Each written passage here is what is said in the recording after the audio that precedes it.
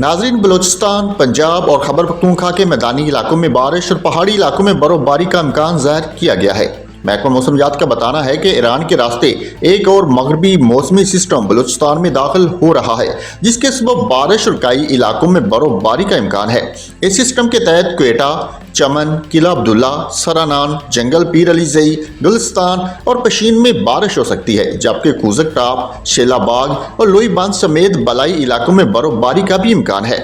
मजीद बरां कई इलाकों में पिछली बर्फबारी से बंद राब्ता सड़कें अब तक बहाल न हो सकी, जिसकी बहाली के लिए ऑपरेशन जारी है। दूसरी जानब NDMA ने आज से 4 फरवरी तक पंजाब, खैबर पख्तूनख्वा में बारिश और बर्फबारी की पेशगोई की है, जिसके बायस पहाड़ी इलाकों में बर्फानी तोदा गिरने और लैंड स्लाइडिंग का भी खदशा है।